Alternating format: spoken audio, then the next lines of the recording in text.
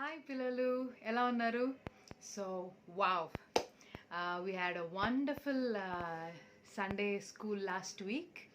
ఎంత చక్కగా మీరు డ్రాయింగ్ అన్నీ చేసి ఏమంటారు బుక్ మార్క్ని తయారు చేశారు. Very good, well done. And ఈ వారం కూడా సరస్వతి ఆంటీ రెడీగా ఉన్నారు చక్కని స్టోరీ మనకి వినిపించడానికి, మనం దేవుని గురించి తెలుసుకోవడానికి. Are you ready? ఓకే, ప్రార్థన చేసుకుందామా? ఏసయ్యా, నీకు వందనాలు, స్తోత్రాలు తండ్రి. ఉన్నతుడా, మహోన్నతుడా తండ్రి, ఈరోజు తండ్రి ప్రభా బిడ్డలతో మీరు మాట్లాడమని నేను ప్రార్థన చేస్తున్నాను అయ్యా. ఇప్పటి వరకు సురక్షితంగా మమ్మల్ని ఉంచినందుకు నీకే వందనాలు, స్తోత్రాలు చెల్లిస్తూ ఈ సండే స్కూల్ని నీ చేతులకు అప్పచెప్తూ ఏసే నామములో ప్రార్థన అడిగి వేడుకున్నాం తండ్రి. ఆమేన్. ఓకే, పాటలు విందామా? Very good.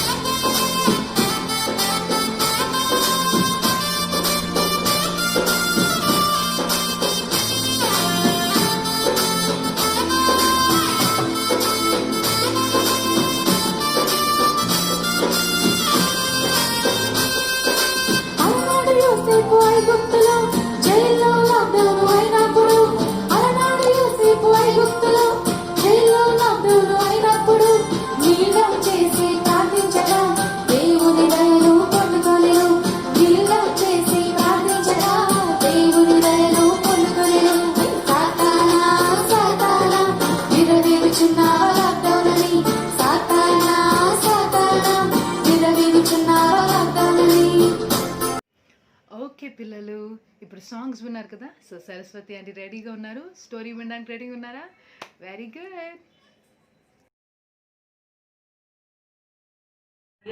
Praise the lord పిల్లలు. ఈరోజు మనం మోషే గురించి ధ్యానం చేసుకుందాం. మోషే జన్మ పుట్టుక మనకు ఏం జరిగిందంటే, ఇజ్రాయెల్ ప్రజలు ఐగుప్తు దేశంలో బానిసలుగా బ్రతుకుతూ వస్తున్నారు.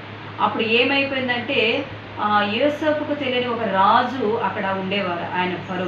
ఆ రాజు ఏం చేస్తాడంటే, వీళ్ళు ఎవరో మనకు తెలియని వాళ్ళు కదా, వీళ్ళు విస్తరిస్తూ ఉండడం వల్ల రేపొద్దున ఎవరైనా యుద్ధంకి వస్తే వాళ్ళకు మన అగెనిస్ట్గా యుద్ధం చేస్తారేమో కదా అని ఆలోచనతో ఏం చేస్తాడంటే, ఫరో రాజు ఒక ఆజ్ఞ ఇచ్చేస్తాడు.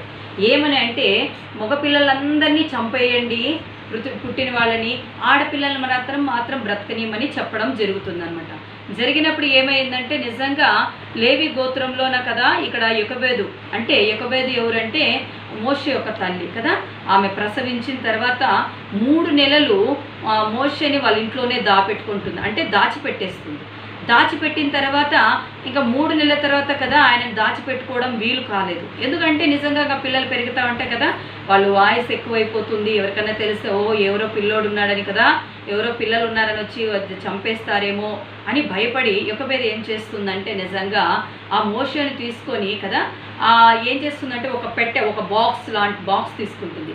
ఆ బాక్స్ తీసుకొని దానికి కీలు పూసి, మట్టి పూసి కదా, బంక మట్టి పూసేసి కదా, ఆ బాబుని ఏం చేస్తుందంటే ఆ బాక్స్లో దాచేసి ఒక కదా ఐగుప్తులోన నైలు నది ఉంటుంది, ఆ నైలు నదిలోన ఆ బాక్స్ తీసుకొచ్చి అక్కడ వేయడము జరుగుతుంది. జరిగిన తర్వాత ఏం చేస్తారంటే, అక్కడ ఒడ్డు నైలు నది ఒడ్డు దగ్గర అనమాట కదా జమ్ము అంతా పెరిగి ఉంటుంది, అంటే చిన్న చిన్న కదా మనం చూసినట్లయితే కదా ఒక సైడ్కి అంతా కదా పెద్ద పెద్ద మొక్కల్లాగా పెరిగే ఉంటాయి కదా, అక్కడ గడ్డిలాగా పెరిగి ఉంటుంది.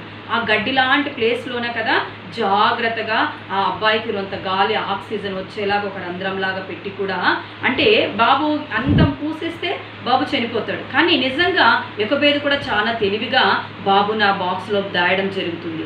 జరిగిన తర్వాత ఆ ఏటి దగ్గర ఒడ్డు దగ్గర కదా ఆ నీళ్ళల్లో వదిలేసి పెట్టేసి పక్కన ఒక దగ్గర పక్కన వస్తారు. వచ్చిన తర్వాత అందులోన మోషే యొక్క అక్క ఏం చేస్తుంటుందంటే ప్రక్కనే ఉంటుంది, ఆ బాబుకి ఏం జరుగుతుందో చూడాలని.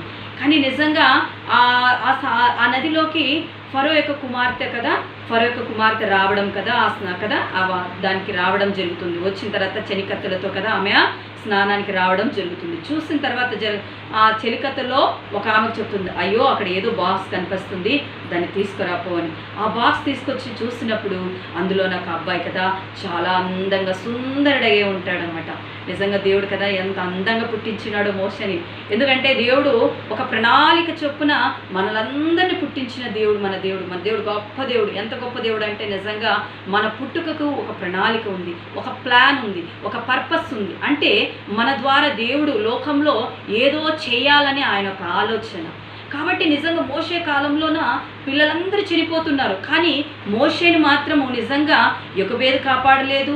తర్వాత మనం చూసినట్లయితే కదా మిరియాము మోషే యొక్క అక్క, ఆమె కూడా కాపాడలేదు. దేవుని యొక్క ప్రణాళిక, దేవుని యొక్క కాపుదల ఉంది కాబట్టి ఆయన నిజంగా అంతవరకు 3 నెలలు కాపాడబడ్డమే కాకుండా నిజంగా కదా ఆ ఫరో యొక్క కుమార్తె చూడడము జరుగుతుంది. జరిగిన తర్వాత ఫరో కుమార్తె చూసి, అబ్బా ఎంత అందంగా ఉన్నాడు, సుందరంగా ఉన్నాడు కదా, ఈ బాబుని నేను పెంచుకుంటాను అని ఆశపడుతుంది. ఆశపడిన తర్వాత అక్కడే దాక్కొని ఉంటుంది కదా మిరియాము, మోషే యొక్క అక్క. పరిగెత్తుకుంటూ వచ్చి, అమ్మగారు కదా, నేను ఈ బాబు కోసము ఒక దాదిని తీసుకొని వస్తున్నా అంటుంది. అంటే హెబ్రీ స్త్రీడు కదా, హెబ్రీ పిల్లవాడు కదా, హెబ్రీ స్త్రీలో ఒక దాదిని తీసుకొని వస్తున్నా అని చెప్పేసి వెళ్ళి వాళ్ళ అమ్మనే తీసుకొని రావడం జరుగుతుంది. తీసుకొచ్చిన తర్వాత కదా ఫరో కుమార్తె అంటుంది, ఏమని అంటుందంటే, నిజం కదా బాబుకి మీరు పాలిచ్చి పెంచినట్లయితే నేను కొంత డబ్బు ఇస్తానని, అమౌంట్ ఇస్తానని చెప్తుంది. చెప్పిన తర్వాత తీసుకెళ్ళి పెంచడం జరుగుతుంది. జరిగిన తర్వాత ఆ బాబు పాలు విడిచే టైం అయిపోయిన తర్వాత ఫరో యొక్క కుమార్తె దగ్గరికి తీసుకురావడము జరుగుతుంది. జరిగిన తర్వాత నిజంగా మోషే కదా ఆమె ఫరో కుమార్తె ఏమంటుంది పేరు పెడుతుందంటే, నిజంగా నీటిలో నుంచి తీసినాను కాబట్టి ఇతనికి మోషే. హల్లెలూయా చెప్దామా? కానీ నిజంగా ఈ సందర్భం మనం చూసినట్లయితే నిజంగా మనం కూడా అనుకోవచ్చు కదా, దేవుడు కదా, ఆ పిల్లవాడు కదా ఇంతే ఉన్నాడు పుట్టినప్పుడు కదా, పెరుగుతూ పెరుగుతూ పెరుగుతూ పెరుగుతూ పెద్ద అవుతున్నాడు. పెరిగే కొద్దీ కదా అతను నిజంగా అతనిలో మార్పు రావచ్చు, ఏదైనా జరగవచ్చు కదా, ఆయన ఆలోచనలో అన్నీ రావచ్చు. కానీ అన్నిటికంటే ముఖ్యంగా దేవుని యొక్క ప్రణాళికలో ఉన్నాడు. హల్లేలూయా చెప్దామా? దేవుడు ఇజ్రాయెల్ ప్రజల్ని ఆ ఐగుప్తు నుంచి, బానిసత్వం నుంచి విడిపించుకోవాలనుకున్నాడు. కాబట్టి దేవుడు ఏం చేస్తాడంటే ఆయనను కాపాడుతూ వస్తున్నాడు. కాపాడమే కాకుండా నిజంగా ఆయన కాపుదల లేకుంటే మనం ఈరోజు ఇంత సురక్షితంగా మనం జీవించలేం. అవునా పిల్లలు? నిజంగా అవునా కదా? మీరు కూడా అనుకోవచ్చు కదా, మీ పుట్టుక కూడా మీరు కూడా దేవుడు మీ పట్ల కూడా ఒక ప్రణాళిక కలిగి ఉన్నాడు. అప్పుడైతే మోషేని ఇజ్రాయెల్ ప్రజలందరినీ బానిసత్వం నుంచి విడిపించాలని ఆశ కలిగిన దేవుడు ఈరోజు మీ ద్వారా నీ చుట్టుపక్కల వాళ్ళు రక్షింపబడాలని, నీ గత బంధువులు రక్షింపబడాలని, తర్వాత నీ ఏరియా వాళ్ళు రక్షింపబడాలని దేవుడు కోరుకుంటున్నాడు. నిజంగా ప్రార్థన చేస్తున్నారా మీరు రోజు? నేను ఎప్పుడు చెప్పేది ఒకటే మాట కదా, బాలు రేకు చెంటు పిల్లలకు స్థుతుల మూలాన దేవుడు ఒక దుర్గాన్ని స్థాపిస్తాడంట. అంటే ఒక కట్టడం మనకి స్థాపిస్తాడంట దేవుడు. అంటే అపవాది నుంచి కదా, దుష్టుల నుంచి కదా, రోగాల నుంచి కదా. మనం చూసినట్లయితే ఇప్పుడుండే పరిస్థితుల్లో నిజంగా మనం ఈ విధంగా ఆరోగ్యంగా ఉన్నామంటే దేవుని యొక్క కృప కదా. ఆ వైరస్ యొక్క ప్రభావం నుంచి దేవుడు మనం కాపాడుతూ ఉన్నాడు. కాబట్టి నేను చెప్పేది ఏమంటే నిజంగా మీరు ఈ రోజు నుంచి అనుకోవచ్చు కదా, అయ్యో మేమేమి లే అనుకోవచ్చు. కానీ కాదు కాదు కాదు, దేవుడు మీ పట్ల ఒక ప్రత్యేకమైన ప్రణాళిక కలిగి ఉన్నాడు. దేవుడు మీ ద్వారా గొప్ప కార్యాలు రానున్న రోజుల్లో దేవుడు చేయాలని ఒక సంకల్పం కలిగి ఉన్నాడు. కాబట్టి మీరు నిజంగా మోషే యొక్క జననమే కాదు, మీ బర్త్డే కూడా చాలా విలువైనది పిల్లలు. కాబట్టి నిజంగా మనం ఈ రోజు నుంచి దేవుని కొరకు దేవుడు మోషే ఎంత ప్రత్యేకించబడిన వ్యక్తిగా మనం చూస్తున్నామో, ఈ రోజు నుంచి నువ్వు కూడా దేవునికి థ్యాంక్స్ చెప్పు.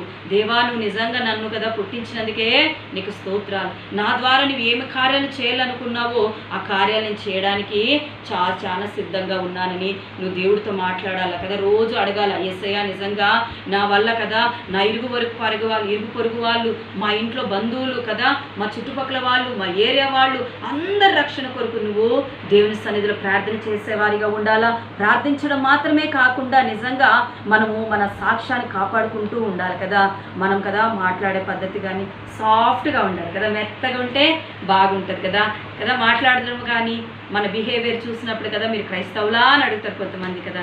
అడిగినప్పుడు మనం ఎంతో సంతోషించేవారిగా ఉంటాం. ఎందుకంటే నిజంగా మనం ఎప్పుడైతే ప్రార్థన చేస్తామో మన ముఖాలు ప్రకాశించేవిగా ఉంటాయి.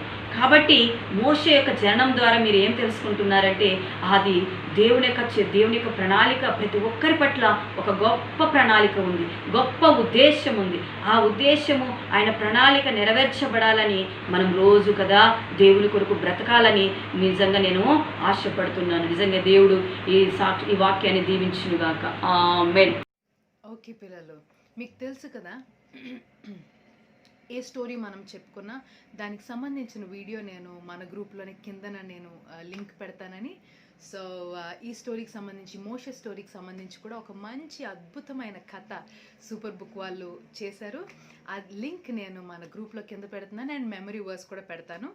సో ప్రిపేర్ అవ్వండి. ఈ వారానికి క్రాఫ్ట్ వర్క్ లేదు, ఎందుకంటే షార్ట్ టైంలో ఈరోజు సండే స్కూల్ని చేసాము కొన్ని పనుల వల్ల. సో అందుకని క్రాఫ్ట్ వర్క్ పెట్టలేదు. నెక్స్ట్ వీక్ చూద్దాం. ఓకే, నెక్స్ట్ వీక్ ఇంకా సర్ప్రైజెస్ రెడీగా ఉన్నాయి. So get ready for that and let's pray and conclude this. Okay, యేసయ్యా నీకు వందనాలు తండ్రి. ఈరోజు సండే స్కూల్లో మీరు ఇచ్చినందుకు వందనాలు, స్తోత్రాలు చెల్లించుకుంటున్నాం ప్రభా. తండ్రి మోషే గురించి ప్రభా, నువ్వు ఎంత అద్భుతంగా ఆ బిడ్డను నువ్వు కాపాడి ప్రభా తండ్రి, దేవా ఫరో దగ్గరికి తండ్రి ఎంత అద్భుతంగా చేర్చావో ప్రభా, నీ ప్రణాళికని, ఇజ్రాయెల్ని ఎంత అద్భుతంగా కాపాడావో ప్రభా తండ్రి, వాటి గురించి తెలుసుకోవడానికి మాకు ఇచ్చిన ఈ ధన్యతకి నీకు వందనాలు ప్రభా. నువ్వు చూసేవాడవు, నువ్వు కాపాడేవాడవు, నువ్వు తండ్రి విడుదలనిచ్చేవాడవు ప్రభా. తండ్రి నీకు వందనాలు, నీకు స్తోత్రాలు అయ్యా. బిడ్డలతో మీరే ఉండమని, ఇంకా చిన్నప్పటి నుంచి నిన్ను ప్రేమిస్తూ ఎదుగులాగిన పిల్లలకు సహాయం చేయమని వేడుకుంటూ యేసయ్య నామంలో ఈ ప్రార్థన అడిగి వేడుకున్నాం తండ్రి. ఆమెన్. ఓకే, బాయ్ పిల్లలు. Meet you next Sunday.